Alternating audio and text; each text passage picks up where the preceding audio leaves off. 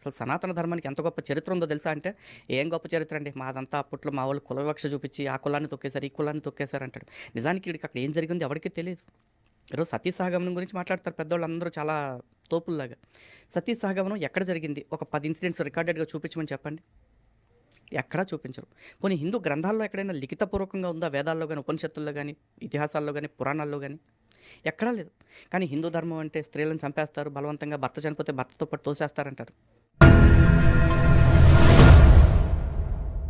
Hi friends, ఈరోజు మన వీడియోలో చూడండి, Lalit Kumar I dreams YouTube ఛానల్లో వెళ్ళి ఇంటర్వ్యూ ఇస్తూ అక్కడ మా గ్రంథాల్లో ఎక్కడా సతీ సహగమనం గురించి లేదు, అందరూ ఊరికే ప్రచారం చేస్తున్నారు, ముఖ్యంగా క్రైస్తవులు తప్పుగా ప్రచారం చేస్తున్నారు, మా గ్రంథాల్లో మా ఇతిహాసాల్లో పురాణాల్లో ఎక్కడా కానీ లిఖితపూర్వకంగా లేవు అనేసి తప్పుడు ప్రచారం చేస్తున్నారు.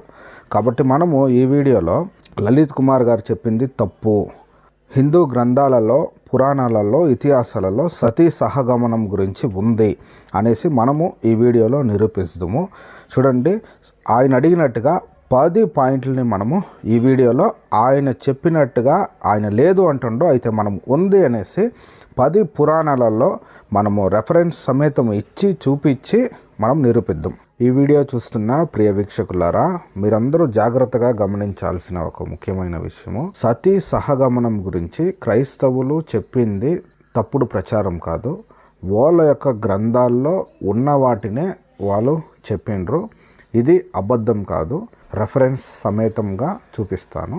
మీరు ఈ వీడియో స్కిప్ చేయకుండా లాస్ట్ వరకు చూసినట్లయితే మీకు క్లియర్గా అర్థమవుతుంది. చూడండి, ఫస్ట్గా చూసినట్లయితే పరాశర స్మృతి 4వ అధ్యాయము 32వ శ్లోకము. చూడండి, శ్లోకము దాని యొక్క తాత్పర్యము, మనిషి యొక్క శరీరమునందు 3,50,00,000 వెంట్రుకలు ఉండును. భర్త మరణించిన తరువాత భార్య కూడా భర్తతో పాటు చితిలో తగలబడి ప్రాణత్యాగం చేయాలి. అలా చేస్తే మనిషి శరీరంపై ఎన్ని వెంట్రుకలు ఉన్నాయో అన్ని సంవత్సరాలు ఆ భార్యాభర్తలు ఉంటారు. అనగా సతీ సహగమనం చేసిన భార్య 3,50,00,000 సంవత్సరములు తన భర్తతో కలిసి స్వర్గలోకములో నివసించును.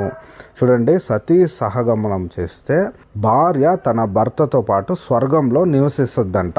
రెండవది దక్ష స్మృతి 4వ అధ్యాయము 19 నుండి 20 శ్లోకాలు. తాత్పర్యము, భర్త మరణించిన తరువాత అంత్యక్రియల సమయంలో భర్త చితిపై భార్య ప్రాణత్యాగం చేస్తే వారిద్దరూ స్వర్గంలో స్వర్గ సుఖాలు అనుభవిస్తారు.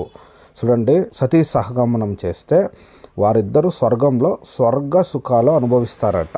మూడవదిగా కానీ చూస్తే విష్ణు స్మృతి 25వ అధ్యాయము 141వ శ్లోకము దాని యొక్క తాత్పర్యము, తన భర్త మరణించినప్పుడు పతివ్రత అయిన స్త్రీ భర్త యొక్క చితిలో ప్రాణత్యాగం చేస్తుంది. చూడండి, ఇక్కడ కానీ ఆడవాళ్ళని ఎంత దూషిస్తున్నారో, అంటే పతివ్రతలు మాత్రము భర్త జతలో ప్రాణత్యాగం చేస్తారంట. ఒకవేళ చేయకపోతే వాళ్ళు పతివ్రతలు కాదు అనేసి విష్ణు స్మృతి చెప్తా ఉంది. చూడండి, 4వదిగా కానీ చూస్తే విష్ణు ధర్మోత్తర పురాణము 2వ ఖండము 34వ అధ్యాయము 41వ శ్లోకము దాని యొక్క తాత్పర్యము, పతివ్రత అయి భర్తతో సహగమనము చేసిన సాధ్వి కల్పాంతము దాకా ఆనందభరితురాలై స్వర్గమందు పూజలందుకొనును. అంటే స్వర్గంలో పూజలందుకుంటుందంట.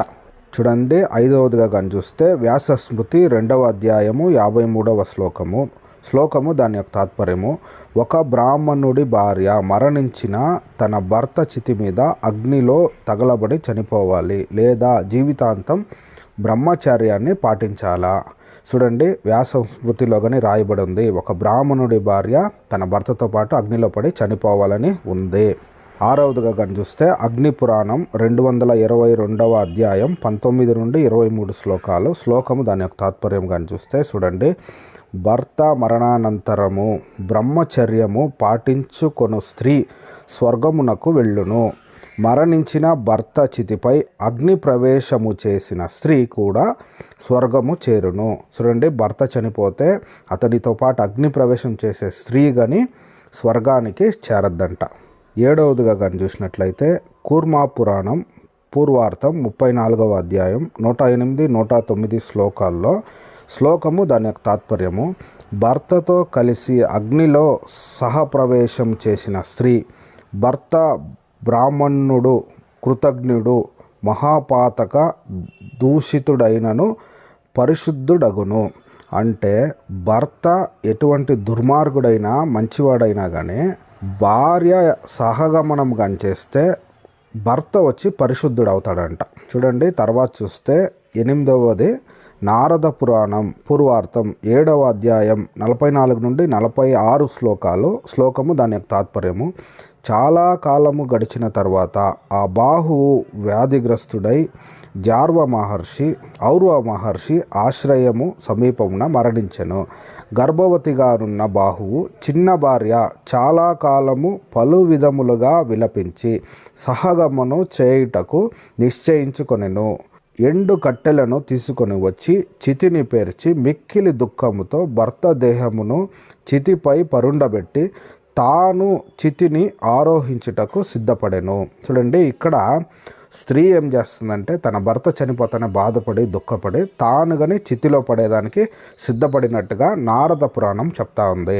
తర్వాత 9వదిగా కానీ చూస్తే స్కంద పురాణం బ్రహ్మఖండము 12వ అధ్యాయము 112 నుండి 116 శ్లోకము దాని యొక్క తాత్పర్యము. అక్కడక్కడ మనస్సున సదాశివుని ధ్యానిస్తూ తపమాచరించువాడు పిదప త్వరలోనే మనోజపుడు దేహమును వదిలి ఆ తీర్థ మహత్యము వలన రాజు శివలోకమునకు వెళ్ళాడు.